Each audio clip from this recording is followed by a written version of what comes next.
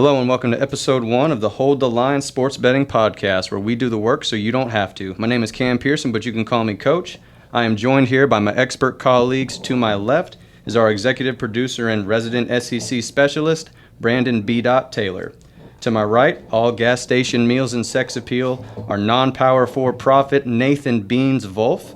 And on the other side of Brandon, we have our lead analytics director and Big Ten betting expert, Will the Professor Giles. Welcome to week 1 of the college football season. We've been in the lab compiling the data, reviewing the portal, and watching the tape to bring you the most up-to-date, accurate, and highest value college football picks money can buy. Today we have a jam-packed agenda, so I'll go ahead and kick it over to Brandon for our games of the week. What is up, ladies and gentlemen? Games of the week. Pretty big ones, week 1, I would say. UGA, Clemson. UGA is a 14-point favorite, 13.5 exactly. Over-under in the game is 48.5. Pretty standard for two good defensive teams being that low. There's no value in the Georgia money lines, plus 400. Everything I've seen on tape for that game could be a blowout, could be a slow kind of snooze fest for a little bit. But nonetheless, still excited to see a pretty good SEC versus ACC matchup coming out of week 1. Same thing, second game of the week, SEC versus ACC. We have Florida-Miami. Florida, kind of the hot seat for their head coach over there. Miami, new Cam Ward transfer quarterback. So a lot of excitement coming there. Miami is actually now a 2.5 point favorite in that game. Money line for that is minus 140 on the Hurricanes. Over-under is 54 flat, so probably more of a high-scoring game, obviously, than UGA Clemson. The late-night slate for game of the week, we got Texas A&M versus Notre Dame. Kind of some turnover there as well with Texas A&M's new head coach was Riley Leonard's head coach at Duke before he transferred to Notre Dame. So we have a Texas A&M minus 3 in that game now, I believe. They are favored minus 150 for the money line and another low over-under at 46 flat. Obviously, we have games pretty much all weekend carrying over into Monday even. But this is basically our 3 favorite biggest games of the week on college football Saturday. So that's pretty much it. Biggest games of the week right there. All right, good stuff. All right, so we'll get into those probably a little more in detail towards the end of the show. For now, I'm going to kick it over to Will. We're each going to have our top 5 plays of the week. These are your best bets for value plays on the week. Kick it over to Will, see what he's got. Okay, so I got 5 plays. I'm going to do 3 of the plays that I like, and then 1 of my favorite plays of the week, my lock of the week, and then my plus money play that I spent a lot of time researching, and I actually have come to love this play. So the first 3 that I just like, don't mind at all. UNC moneyline, got it valued at minus 135. They were plus money at one point, so I wish I put it in earlier. But still like them. Max Johnson went over there. Is going to be an elite quarterback over there. Also have an elite tight end. Minnesota's secondary is not very good, but one thing that we do have to watch out for is Minnesota's going to try and slow the game down. It's going to be a slow game, but I think UNC is going to win on their last possession. Then going over to Penn State, I liked the line when it was at minus 10.5. I can get it at minus 6.5, minus 135. I think Penn State's just far and away the better team. Penn State's going to be able to run the ball very easily, and then that's just going to open up the secondary. Drew Aller's going to pick the West Virginia secondary apart. Then going over to Nebraska and UTEP. I actually have UTEP plus 27.5. Dylan Raiola's first game. It's going to start out slow. I think Raiola is going to go through a lot of growing pains this year. His highs will be very high, but his lows will be very low. I think this game will be close at halftime, but then Nebraska pulls away a little bit at the end. Maybe wins by 17-21, but all we need is 27 to cover. And then to my lock of the weekend, Indiana minus 20.5 versus Florida International. It's a whole new look over at Indiana. They got new coach from James Madison, who's a very good Group of 5 school last year. Brought in Curtis Rourke, who was the MAC Player of the Year at quarterback. They have a very deep wide receiver room. May not have the best option one in the conference, but very deep. He'll be able to spread the ball around to everyone in the room. And also, the JMU coach brought over a receiver from JMU, and also brought over the leading tackler from JMU. So we got a lot of JMU talent in the Big Ten now. So I think they'll be able to cover the 20.5 spread against that, because Indiana is 7-5 against the spread last year, and James Madison, where the coach was 8-5, and then Florida International was 5-7 against the spread. And then for my plus money play of the week, I have Miami, Ohio beating Northwestern. Miami has an elite defense and a consistent offense. Brett Gabbert's a top quarterback in the MAC. They're defending MAC champions for a reason. Pass catchers in the portal came over. A lot of depth down there. And this game's going to be won in the red zone. Miami had the seventh red zone defense last year and 4th in offense.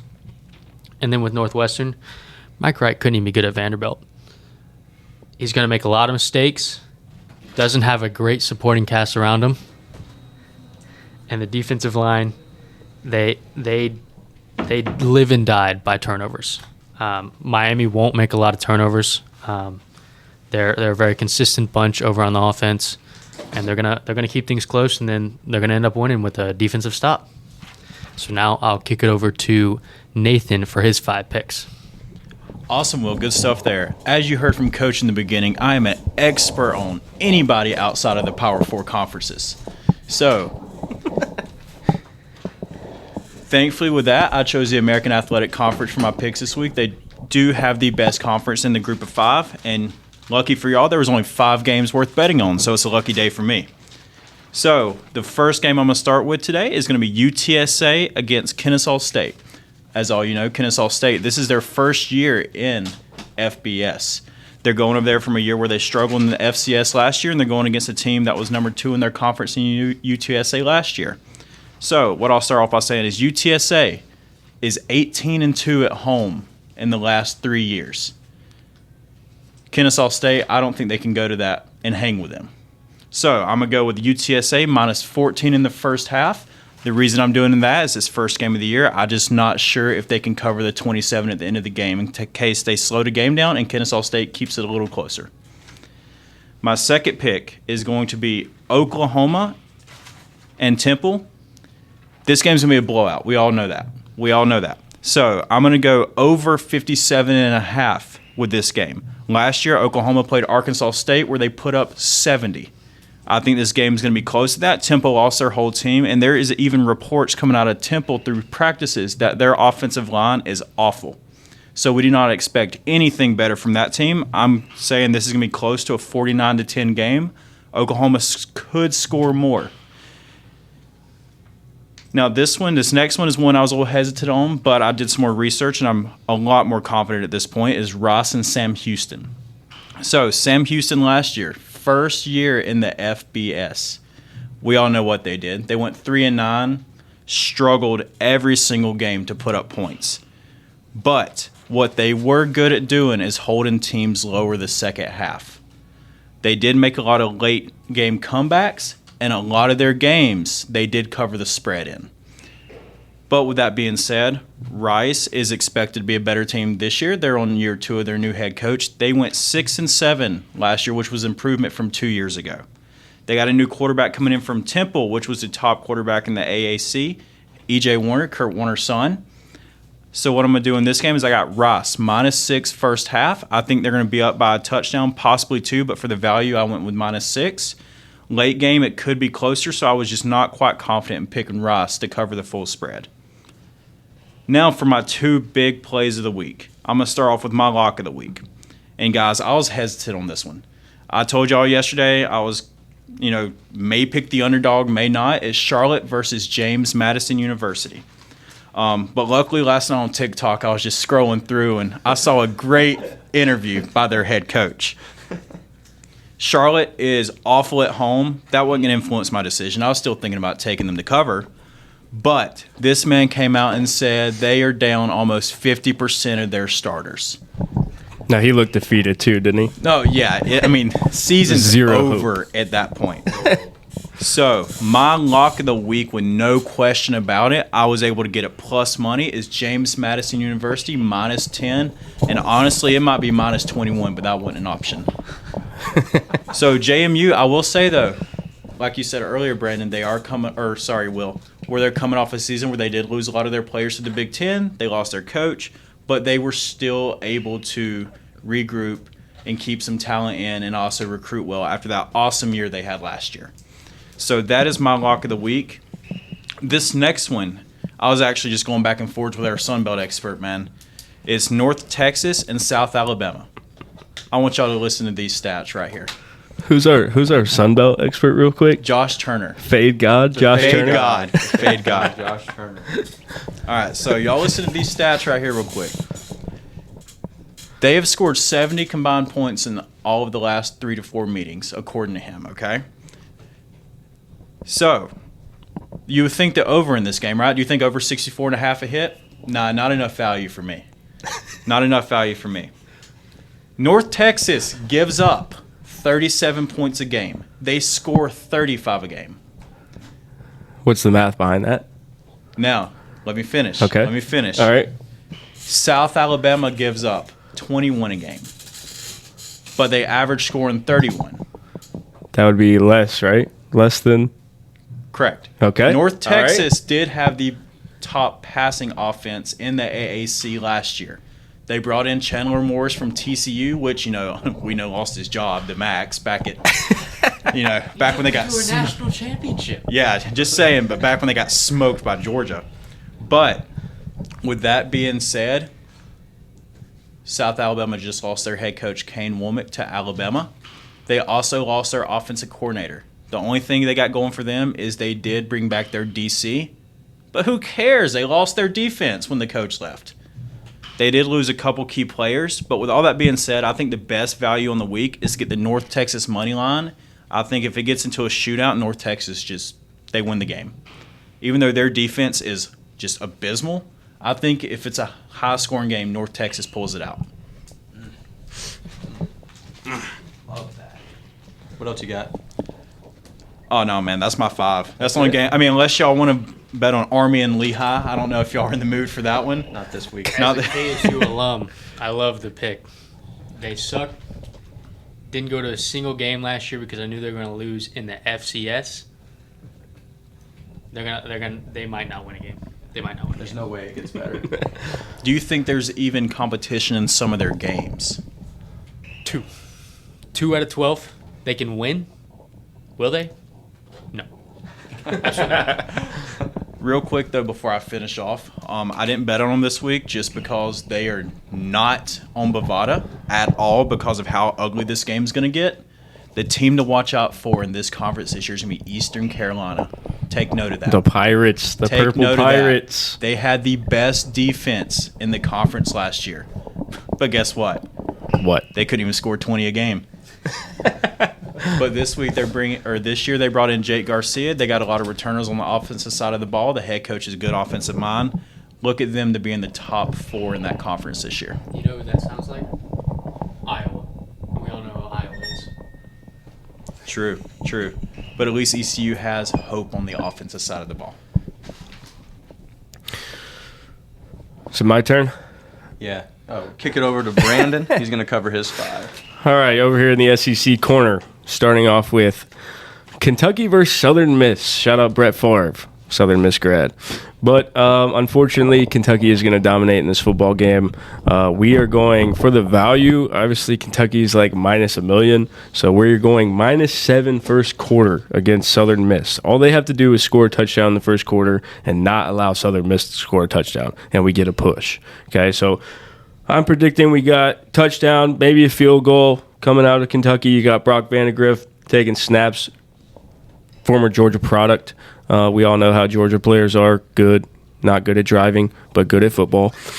Kentucky will come out running a 12 personnel usually. It means we just got 2 tight ends on the field, 2 wide receivers, and a running back. They want to run the ball, and there's nobody on Southern Miss that's going to be able to stop them. Switching over to LSU, our Monday night game, Sunday night game, LSU versus USC. Now, going back and forth, obviously this would be an over pick for a lot of people, but seeing that the over is like 65.5, because everybody in the world knows that both defenses last year sucked. I see LSU's defense being better this year. New defensive coordinator for LSU, but I still don't see it being enough to handle Nussmeier and LSU. I got LSU -3 covering that spread, so I think I think they win by at least a touchdown. Not to throw any shade at USC. Miller Moss is a good quarterback. They will score points. I think he threw like 5 or 6 touchdowns in their bowl game last year after Caleb Williams left. Could be a top 10 draft pick soon, but I just see an SEC defense, even though they were terrible last year, I see them getting better. That was a high priority in the offseason, so I got them -3. Now, we'll go for Texas and Colorado State. This is another kind of tough spread game. I think the original line on Bovada is 32.5 right now. I got it at -30 after bought a couple points there. But I see Texas obviously running away with the football game. They're a very fast offense. They probably have the best wide receiver core in the SEC and all of college football, I would say. And obviously Quinn Ewers, with him being a very veteran guy, I think they come out fast. They start fast. There's nobody on Colorado State that's going to be able to guard anybody that's spread out wide for Texas. Even though they did lose their running back, their number 2, Blue, he's still projected to have a close to 1,000-yard season. So, I mean, Texas offensive line is Texas offensive line as well. I got -30 for -135. Still pretty good value. But for my value pick, it's not a plus money play. We have Alabama versus Arkansas State. No, excuse me, Western Kentucky. And obviously we got Milroe and DeBoer. A lot of things to look at there. For those of you that don't know, Nate is a complete Alabama diehard for whatever reason. Roll time, my boy. So going to be interesting to see. I know, DeBoer's offense is probably not as SEC-esque as you would think. Probably a little bit less of running the football, even though it is a pro-style offense. Obviously, Bama's going to come out there with an O-line. You got Brailsford right in the middle of it, transferred from Washington, came over with DeBoer. I'm pretty sure Washington's offensive line did win the Best Offensive Line Award last year in college football. So you also got Milroe, and that offense does a lot of tricky stuff as far as they're going to spread a bunch of receivers out, probably put them in trips, and they're going to run all over the football field. So that'll be interesting. I have Alabama for the value. Obviously, they're going to win the football game, but -110, we have Alabama covering 7.5 in the first quarter. Honestly, I don't see them punting the ball a single time in the first half of this football game.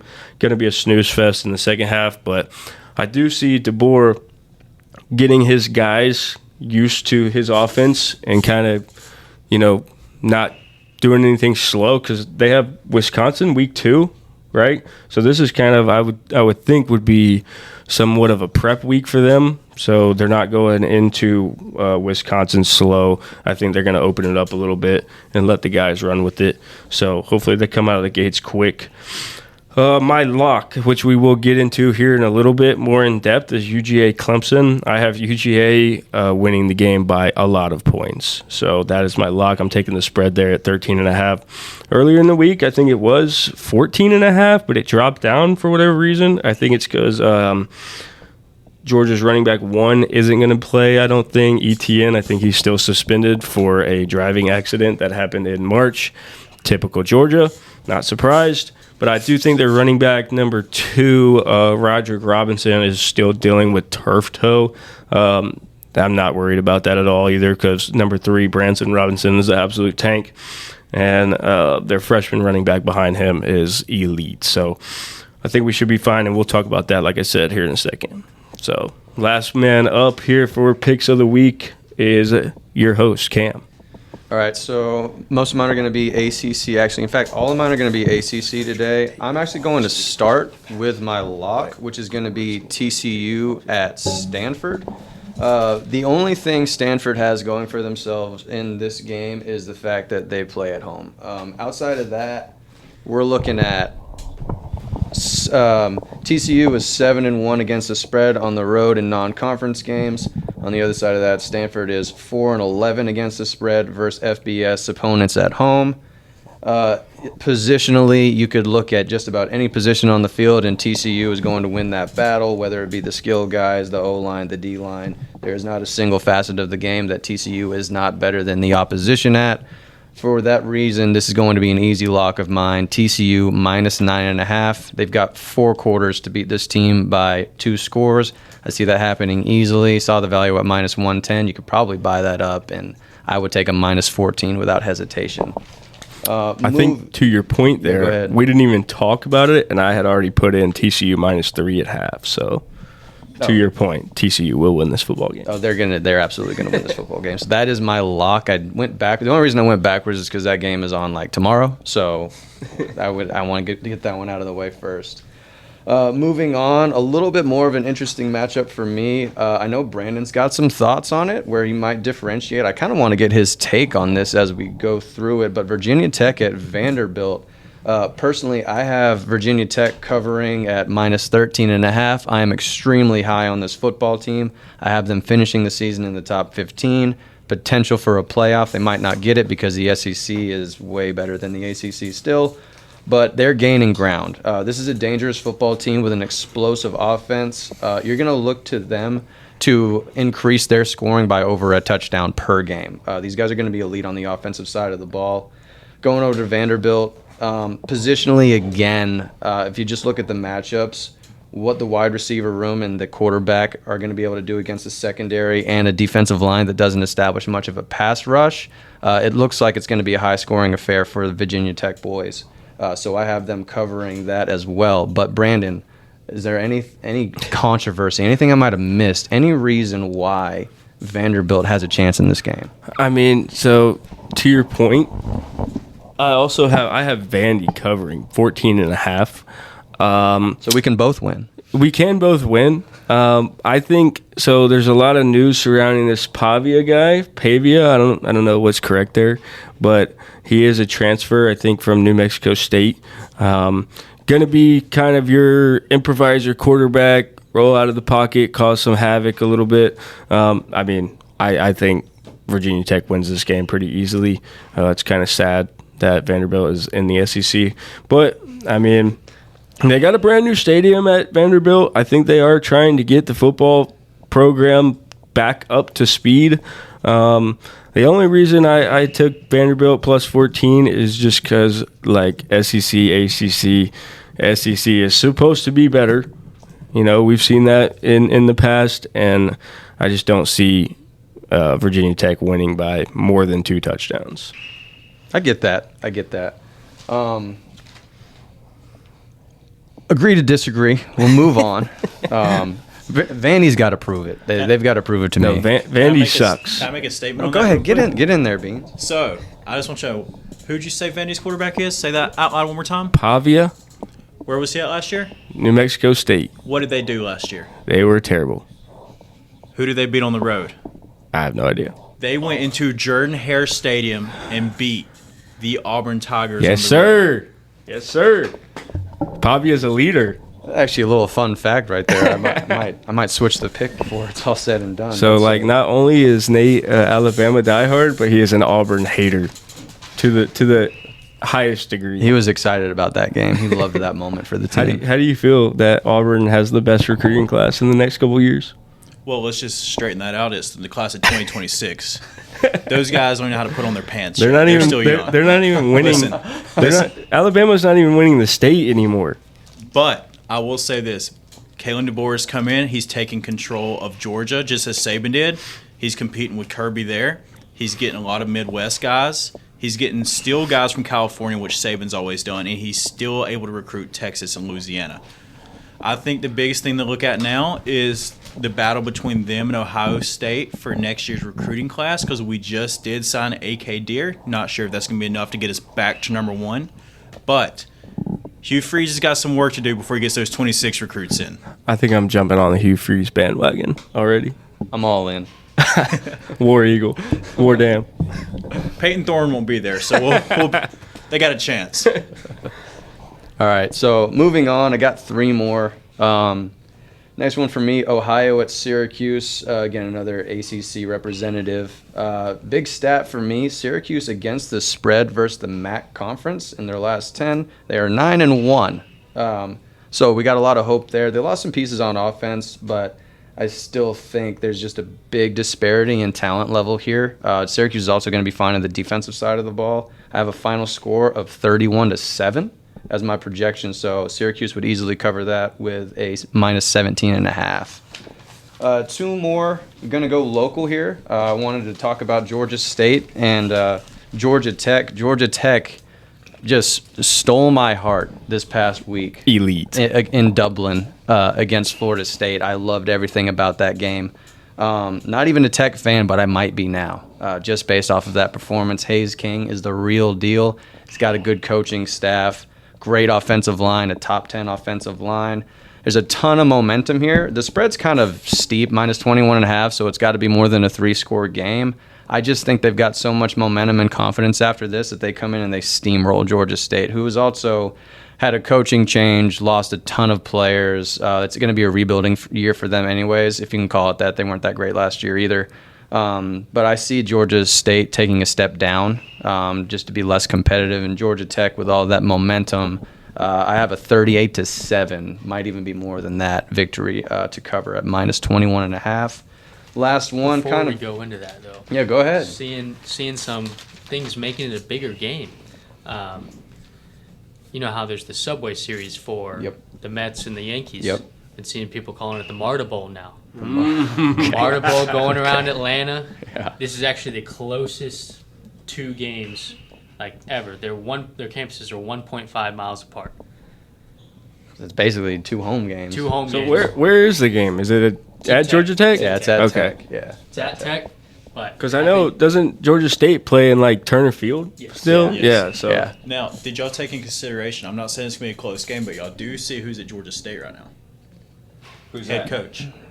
From Southern? Yep. Yeah.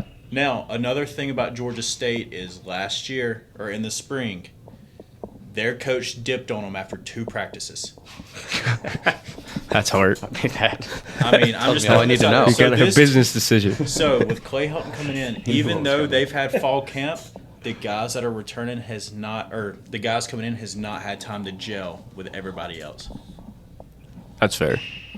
Okay. All right. Good things of note there. Last one for me. I'm going to do the Monday night game, kind of going off the Georgia Tech Florida State game. So this one is Boston College at Florida State. Everyone knows now I wasn't sold at the beginning. I think everyone remembers me saying that Florida State was going to be down this year. And DJ who? yeah, dude, he sucks. I'm sorry. I just bubble screens and anything further than 10 yards down the field. He's got to prove it to me. This is a guy that has to prove it to me. Boston College, new coach. You guys know who it is? Bill O'Brien, Alabama legend. Bill O'Brien, new coach at Boston College. They got some really good pieces over there. Good skill guys. Quarterback Castellanos. Well, he's going to be one of my favorite players. I just think he creates problems. He's a matchup problem. game breaker. Yeah, he can do a lot of different things. I don't necessarily think Boston College is going to go into Florida State and win this thing. That's just going to be tough. But I do think Boston College is going to score some points. I'd be worried about, so I've got 2 plays. One of mine is I don't think Florida State covers. They're at minus 17 last time I looked. It could have changed. I think the game's going to be closer to maybe 2 scores, like a 31-21, 34-21. But I also think the over is at play. I think both teams are going to score. Over-under is 50.5. Can't wait to see what the Boston College offense can do against a Florida State defensive line that I could not have been less impressed with. I've got them over 50.5 points, and I also have Boston College covering. So with that, those are my 5. I think it's time to do a little deep dive into our games of the week. I like that. Starting with Georgia and Clemson. I know Brandon's got a lot to say about this one. He's pretty much our resident Georgia expert, Georgia football expert. So I'll have him kind of kick us off with direction he sees the game going. whatever his play might be, and then just some things for us to look out for. And I think after that, we kind of get in a little dialogue and see if we can come to a consensus about what to expect here. All right, Brandon? Yeah, so I obviously have Georgia minus 13.5 as my absolute lock of the week. Everything I've seen on film about Clemson's defense is they are pretty much a cover zero team, which means they are strictly man-to-man football team. They will blitz 5 guys every single time. I think Carson Beck, being a good game manager as well as being able to throw the ball around the field is going to be able to identify that well. But with that being said, man-to-man coverage on a team like Georgia where you have 3 wide receivers and you can throw out of the backfield to pretty much anybody who's going to be elite. I see Dominic Lovett, for one, being the guy in this game.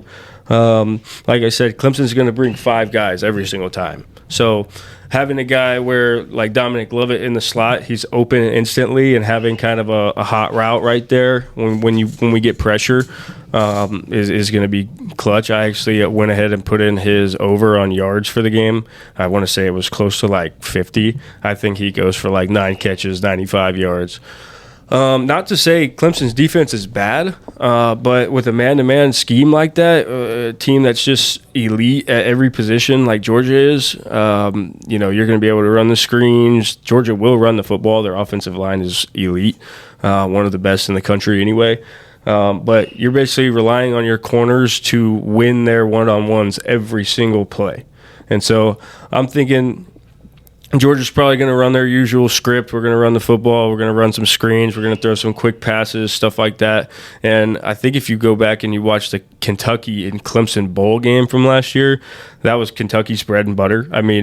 I think I watched the film and there was like play after play after play that they messed up that could have been like literally 60-yard touchdown plays every single time. So I think with a more disciplined football team, you see Clemson getting exposed here. With that being said, Clemson's defense, there are some really, really good football players on that team. Very fast. They will get after you. But I just think this scheme hurts them. And Cade Klubnik, I don't think he's the guy. Georgia's defense is elite. They're going to do their typical. They're going to get pressure on the quarterback. I watched Cade Klubnik. I think in their spring game, he actually didn't check. They were running their same Clemson defense where they blitzed 5 guys, and he did not check out of it one time. I watched play after play after play where it was just solely there was like a right tackle not blocking anybody with 5 guys running to the quarterback. So that could be an issue. And same thing, their receivers, just the way they recruit, they like big receivers that, might not be the fastest guys in the world. So I don't think one time their receivers got over the top of anybody, and that's been Georgia's weakness is down the field passing in the last couple of years. So if they can handle the receivers, get pressure on the quarterback on Klubnik, they probably win this game. I think I texted you and said 34-13 final score. Yeah, I wrote that down. I think Clemson, they get 2 field goals first quarter, and then they get like a late sleep fast fourth quarter touchdown somehow when all the 2s are playing. So I got 3 things for you guys, okay? The first, in my database and in other databases, you talked about the secondary. Clemson has the number 4th ranked secondary in college football. They are good. Correct. Thing number 2, Clemson in neutral sites, 21-10 against the spread. Okay.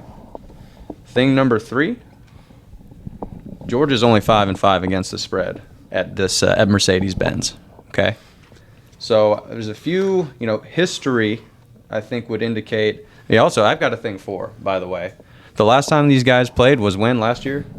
2 years ago, I think. And what was the score? 7-3, maybe 10-3. 10-3. Okay. Yep. History tells me. So I'm leaning more towards the under myself. Obviously, I'm going to lean. I think Georgia is the more talented football team across the board overall. History says that Clemson plays these guys competitive, and at a neutral site, it almost seems like Clemson does have that competitive advantage. Not saying you're wrong, but playing devil's advocate, there's a few things in some of these other matchups. I just don't think there's anything going the opposition's way, but Clemson's got a few things going their way here in terms of where this game's being played, how they do it neutral sites. talents versus talents, and then historical data the last time these guys played each other. So I think Georgia's going to win this game pretty handily. I have it 31-14. So I do like the under 50, minus 145. Not bad. I think the 48.5 is just a little too low because I could see this game being like 34-17, something like that, where maybe we get a little, like it's 34-10. Clemson scores with 3 minutes to go when it's already over. Make it 34-17 overhit, something like that. But I could also see kind of a backdoor cover for Georgia, where like my game script has it at it's 24-14. Georgia has the ball with 5 minutes to go, kind of a put away drive. Scores, makes it 31-14, puts the game away. Kind of like that. Still hits the under and hits 13.5. I really like the value of 13.5, minus 115. I honestly think it should. The spread at 14.5, I thought was a little too high. But 13.5, I think this game can be close, and still Georgia wins by 2 touchdowns. Like in the game where Georgia beat Alabama in the national championship with Bryce Young. That game was 34-18, something like that. But so it they felt cut, competitive. It was a pick. but it was such a good game. Last minute But pick made it 14. Like It's a backdoor. yeah. they covered backdoor, but it was still a 16-point game. Still covered, and that one would have hit this over/under total. But I think Alabama's offense was significantly better than Clemson's offense this year. Agreed. I think so. To your 2 points, Cam, I think so. Georgia not being very good at in the spread and the Mercedes-Benz. Every time they've played there in the last 5 years, I think has been either against Bama in the SEC championships or LSU with Joe Burrow and all those boys. Tough games. I don't see the talent part- here. And the one time that the last game 10-3, I think was Stetson Bennett's first start as quarterback. So obviously slower offense. The part I didn't say with 5-5 against the spread at Mercedes is the 5 losses were in championship games, and a lot of the wins were in season openers. Yeah. I honestly think if Georgia blows them out of the water, we start looking at a Dabo hot seat. Yes, I agree. Especially with how he's not using NIL. I mean, I know Yep. you got to now. I mean, I understand if he didn't want to a few years ago, because you couldn't, but coaches still were. Exactly. But he's got to buy into it or he's going to get left behind. So he's more of like a develop from the ground up kind of guy. Yes, old school still, and he was against the transfer portal for a while. So He didn't use that it. this actually, year yeah. in the transfer portal, they got, if I'm not mistaken, 1 guy, Tough. maybe. So, real quick, just my take on this game because I'm not betting on it personally just because I don't typically like the matchup. And I'm biased. I'm an Alabama fan. I'm not going to bet on Georgia unless I have to, right? So, with that being said, I'm just going to play both sides here for Clemson and Georgia and just kind of break down what I see and what I think. Now, let's just get this off my chest. The curse of the Georgia Dome, right? That thing's real, but Georgia's going to win this game. Georgia, I think, The Georgia is gonna win Dome's this game. no longer present. So, Mercedes-Benz, sorry. So, what I'm going to RIP. say is kind of like y'all touched on, Clemson's defense is top tier, right? Good defense, always has been. That's the one thing that keeps them going. Offensively, from the beginning, I thought Cade Klubnik was the guy. I mean, I think we all saw the athleticism in him. Now, the couple things I'll say Georgia has to look out for on Clemson's offense is this is Garrett Riley's second year as their OC. We know who his brother is, right? Offensive mastermind. He's now had 2 years to work with Cade Klubnik.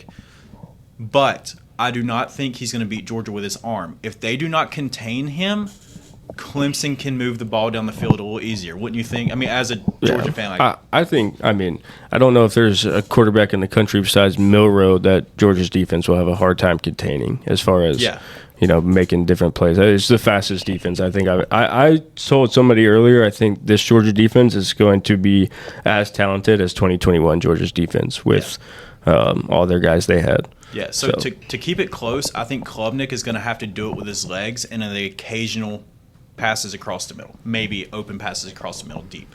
Now, flipping sides.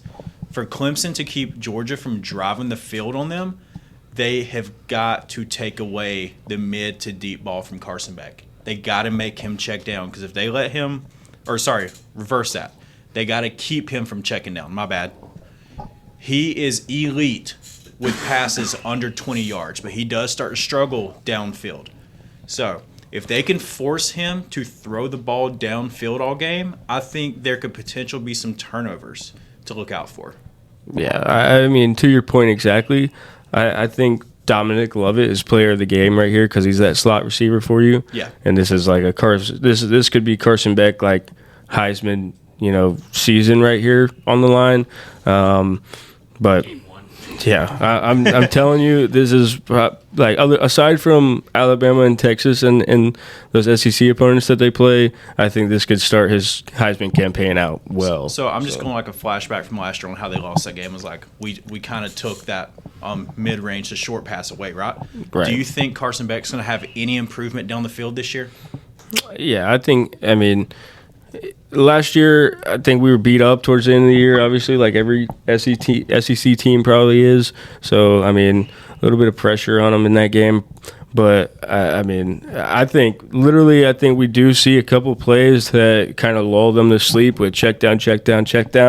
And then some kind of, like I said, they're in man. They're cover 0 or cover 1 when we just got one high safety. You send 2 guys down the field. Or good point is, scissor routes. When you're in man coverage like that and you have to do that all game and you get 2 guys with elite speed on the same side and you run the post corner, that's tricky to defend. So we might see a few deep balls. And I think I even wrote that in my preseason notes after watching the spring game, as Carson Beck still struggles with the deep ball. Yeah. So, if he does hit those passes, then, we probably have a pretty good shot at a Heisman look and winning this game by like 21 points. And Delp's our number 1 at tight end this year, right? Yeah. Do you think he's going to be the main focus, especially in this first game? I don't know about main focus. He should be open because, like I said, they're playing man. So, Bowers' main tactic was a lot of teams that would play zone, so he could find those open places and outrun linebackers. With the man coverage, you're going to probably see a pretty good athlete just locked on. What's his name? Blanking.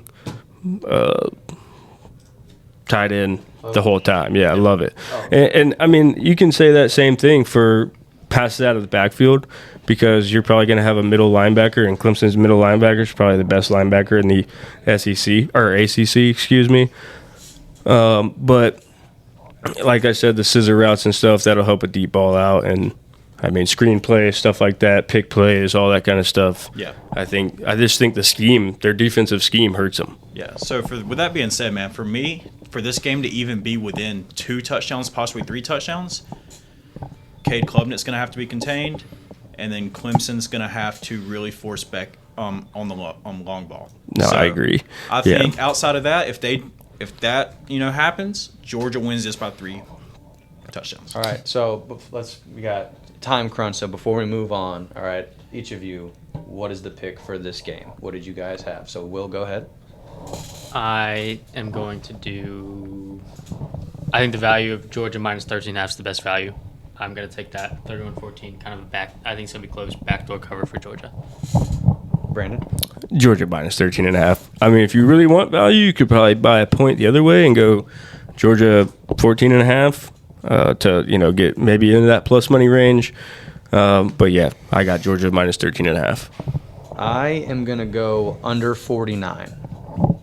I think Georgia can cover. I feel just based off the historical data, I like the under in this game when these guys play each other. Nate? Yeah, like I said, I'm not going to do too much into this game, but I like Cam's answer. I really like the under in this game. First game of the year, I don't think it's going to be too high scoring.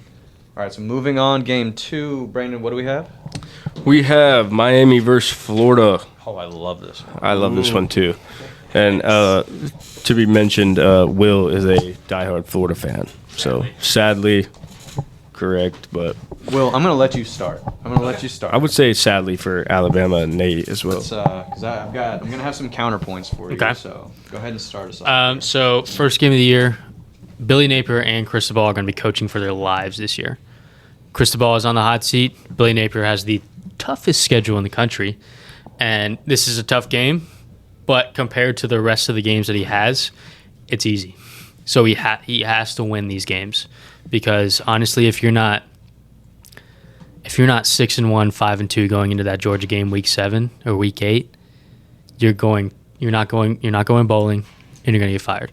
you Two extremes. You have to win these games. You have to beat Miami because you don't have a break all year. I mean, you play Samford week 2, which is your break, but then after that, SEC play, UCF even a tough out of conference game, and FSU to end the year, plus the most brutal SEC schedule you will ever see. So he has to be coaching for his life. Number one strength of schedule, right? In the country. Number one strength of schedule. Yeah. He has to coach for his life in this game, and I think the Swamp is a tough place to play. Even with Emory Jones at quarterback, we almost beat the Bryce Young-led Alabama. Yes, good game.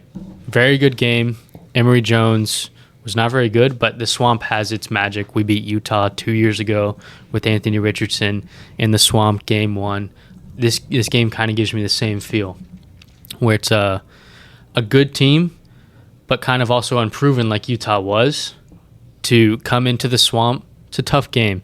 And then also got some good news out of training camp where Montrell Johnson, starting running back, was dealing with a knee injury, but he has been cleared to play week 1. He's our power back. He's going to get us those 4 or 5 yards of carry because our line was very young last year and is now I don't think we lost a single starter on the O-line. So a lot of returning production on that O-line, plus Eugene Wilson, or Trey Wilson as he goes by as well, absolute game breaker. Kind of like to call him the mini Tavon Austin. He's going to be catching some jet sweeps, some deep routes, some drags that he could take to the house. And then Graham Mertz, excellent game manager. I know a lot of people last year didn't expect the year that he had.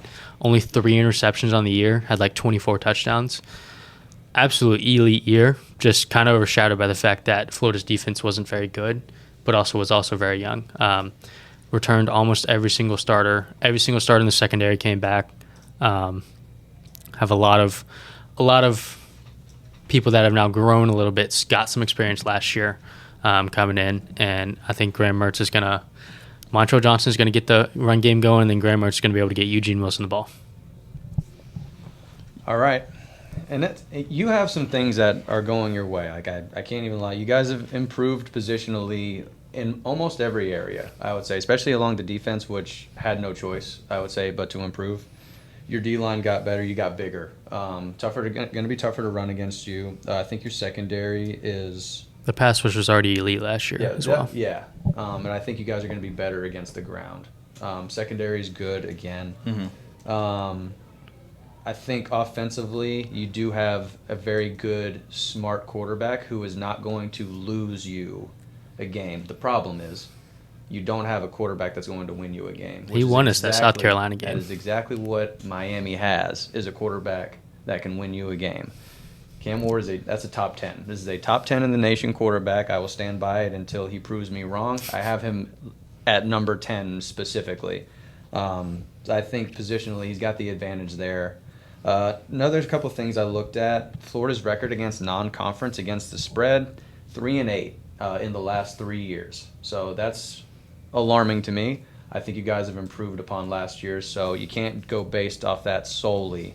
But if the spread is -2.5 favoring Miami, you guys would have to win to cover. Essentially, you can lose by 1 and be okay. But it's going to be an uphill battle from that standpoint. On the offensive side, I think Miami just has the Miami skill group, and everyone's gonna. I know what everyone's gonna say. They have the talent, but they have not won, and they still don't win. They always have the talent every year, but they don't win. I hear it over and over again. They have the talent again this year. At some point, they have to win, and I think this year is going to be that year. Top 10 quarterback. They have a top 8 running back room. They have a top 15 wide receiver room. The line is great. The O-line is great. Offensively, I don't know if Florida matches up to be able to stop them in their tracks. I think Miami scores some points against them.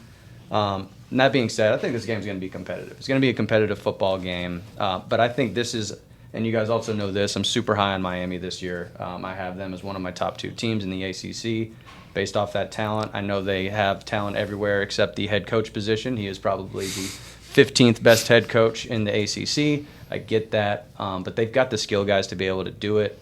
So I'm going to ride this train all season until they prove me wrong. I'm going to have Miami winning this game. And, I mean, I would have them cover, too. If they win, they're probably going to win by 3 points, and the spread was 2.5 last time I saw it, something like that. Yeah. That's what I've got. Brandon, what do you have on this game? You got anything that you want to add? I know they're SEC people involved, so they'll probably have some good data for us. Yeah, I know. My biggest thing was kind of just looking at, the game is in the swamp.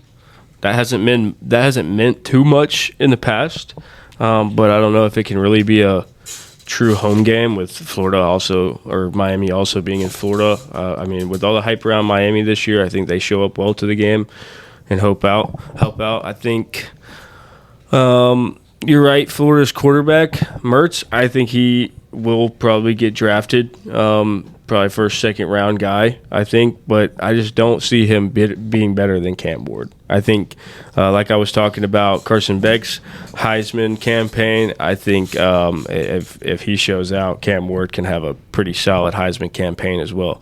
But to Will's points being, this is a must-win game. If Florida wants any chance at going bowling this year, with their strength of schedule being the hardest schedule in the SEC, I think, there's no time to, slow it down and kind of get used to game flow and all that. They got to come out of the gates hot. I know I have here, like, Florida, I think, as far as my notes go, wide receiver room actually pretty well.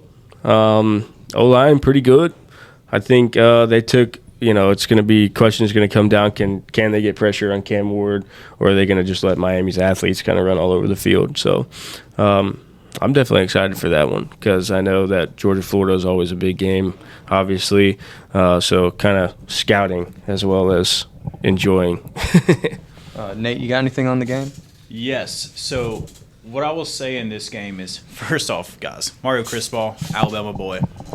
Goat. Like the guy, not a good head coach. we can see what he's done to Miami over the last few years. Y'all remember that Georgia Tech game? Yeah. Brutal. But what I will say is last year at Washington State, we can all say, right, Cam Ward, elite quarterback, doesn't run the ball too much. He's going to let it air out. Now, last year at Washington State, he averaged 268 yards a game. Florida's defense, as Will stated, they were okay last year, but they were all young. They only averaged giving up 226 pass yards a game. I'm not going to focus too much on the run here because I'll be honest, you got Cam Ward, you don't hand the ball off much. I do personally think that Florida's defense is going to be more mature this year. They're going to take away a lot of those holes that Cam Ward's going to have to throw to. Now, also going back to what Brennan said about the swamp not being too big of a home field advantage, 14-5 at home in the last 3 years. 14-5. With them being as bad as they have been the last Correct. few years. There's something to be Yes. said for that. It's a dangerous place to play, for sure. All right, so we'll have one more game. Anyone have anything else? I got something. Okay, go ahead. We also need to do just like our actual picks for this game as well. Yep. I'll go ahead and do mine. Florida money line, plus 120. If I'm taking the Gators at home against Miami, who they got to prove it to me too as well. They got to prove that they're good. It is a prove-it game. And I think this has the same feel as that Florida-Miami game where it was Felipe Franks and then the transfer from Houston. I can't remember his name off the top of my head. And now we got Graham Mertz, who I think is better than Felipe Franks, and a transfer from Washington State, who's probably better than the transfer from Houston. But he also hasn't seen SEC defense. I think this defense will be much improved. He did face some good defenses against like Oregon and Washington. Actually played pretty well last year. But I think Florida gets it done today. All right, Brandon, what do you got? I have Miami money line at minus 145. You guys know I've got Miami money line as well, minus 145. Nate, wrap it up for us. Give me the Gators with a big win in the swamp. Split decision. All right. We had one more game we were going to go through. We're running up on time. So before we break it down, does anyone have anything else for the good of the group? I know I'm excited about week one. I'm excited to get in the booth with you guys, excited to watch some film, excited to watch some games. Excited for some analysis. It's going to be a great year. So I know I'm pumped. How do you guys feel? No, there is no better time of the year than right now. It's and awesome. What even helps out too is NCAA, for whatever reason, is really helping the boys out by going Thursday, Friday, Saturday, Sunday, Monday. I mean, No we gaps, we no made breaks. it. We made it through the hard part of the year. We're having to watch 11-year-olds play baseball, and it's not fun. We watched piss poor Olympic play. I mean, we finally have made it. Okay, The biggest thing I'm excited. excited about, don't know about y'all, but the off-season coaching carousel and where that takes us with these teams. True. A lot of new people, a lot of different places. So I'm excited to see how that works out. Do we want to go through our pick, just who wins the game? Texas A&M, Notre Dame, very quickly. Yeah, Just give real me- quick. Quick pick and one. Go ahead, Will. Texas A&M, Connor Weidman gets it done today. I think Elko at A&M will be able to at least contain Riley Leonard and win the game. It'll be close, though. It'll be close. I think Riley Leonard, another Heisman campaign we're going to see here. But I still got Elko and the boys at Texas A&M taking the win. We got Texas A&M money line. I think it's minus 150 maybe. But yeah, Texas A&M money line. Texas A&M money line minus 150 is good enough for me. I think these boys are legit. Notre Dame's got to prove it to me. All right, so I'm going to go Texas A&M. I got Texas A&M also. Wigman's a good quarterback, but Elko, last year at Duke, 169 yards a game on the ground. They're going to run the damn ball up and down the field on Notre Dame. And also, just a little quick statement. Texas A&M had one of the best D-lines in the country last year. If I'm not mistaken, they only lost 2. They could have the best D-line in the country yes, this they're year gonna be as well. competing again. And it's at Texas A&M, 12th man. Yeah. It's a factor. The toughest place to play in football. All right, anything else, y'all? No. All right, All that's good. going to do it. That wraps up episode 1 of Hold the Line Sports Betting. I appreciate you guys for tuning in. Please follow and subscribe. We are available on all platforms. You can also follow us on Instagram. We got a channel on YouTube as well. Appreciate you guys and see you next time.